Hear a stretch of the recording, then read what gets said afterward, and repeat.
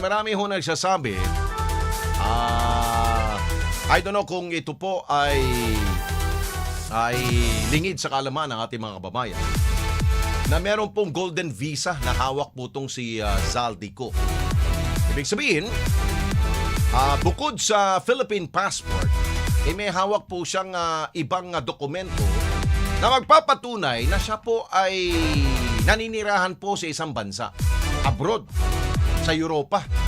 At ang unang sabi ho, hawak ko niya ay ang golden visa ho ng Portugal. Yun po yung sabi, di ba? So, ibig sabihin, kung meron po siyang hawak na dokumento mula po sa isang bansa ho dyan, at bagamat tinanggalan po siya ng pasaporte ng Pilipinas, ating pong pamalaan, ang nangingibabaw ho doon, yung hawak ko niyang Portuguese document. Di ba? So, ibig sabihin, siya po ay residente ng Portugal. So, kung siya po ay nagkaroon ng infraction or violation ng pagtawid ng isang bansa sa Czech Republic, dapat gagawin po ng Czech Republic authorities ay balik ko siya doon sa pinanggalingan niya, which is Portugal, hindi Pilipinas. Di ba? Dahil nga ho, wala na ho siyang Philippine passport ho. So siguro maging ang Czech Republic ay maguguluhan rin sila. Sino ba itong nahuli natin? Portuguese to eh. Hindi to Pilipino. Kaya siguro nananahimik po si Ambassador Meñez. Balik na naman tayo doon, no? Dahil ang nahuli po ay Portuguese, hindi po Pilipino. Bakit binabalita ho ng Pangulo na meron pong Pilipinong nahuli? Wala naman po siyang dokumentong Pilipina na Pilipino siya. Tama ba ako?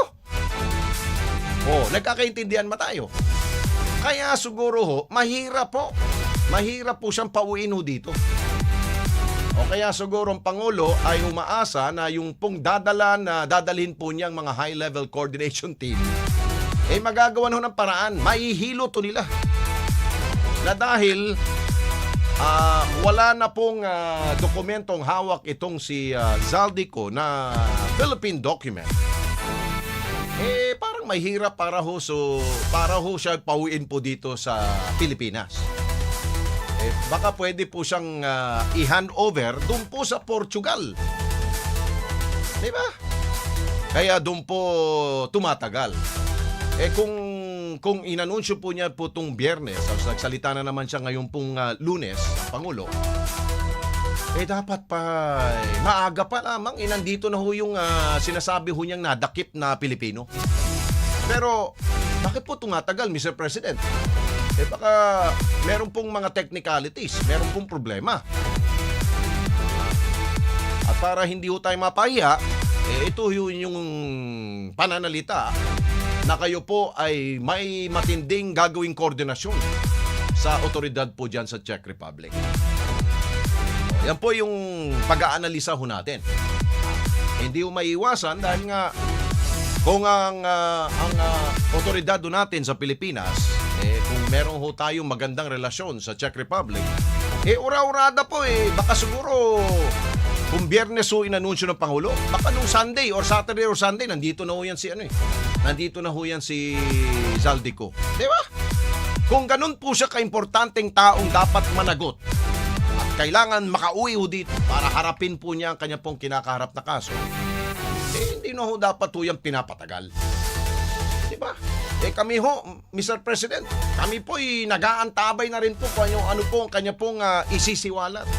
Bukod po sa kanyang isiniwalat sa kanyang Facebook page na wala pong saysay para ho sa amin. Dahil nga, yan po ay hindi po sinumpaang salaysay. Yan po ay posting lamang sa isang social media account na walang posibleng batayan dahil nga, hindi po yan ang panumpaan.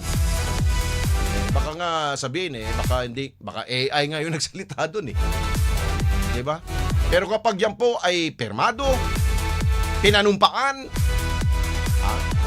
at meron pong tatak na magsasabi na ito pong sinasabi ko sa inyo. Ito pong mga paratang ko sa mga individual, mga opisyal ng gobyerno na aking pinaparatangan na involved dito ho sa nakawan ng pera ng bayan. Aba, dyan tayo maniniwala. Pero hanggat maaari, ipalutang ho nyo itong si Zaldico kung talagang nahuli ho talaga.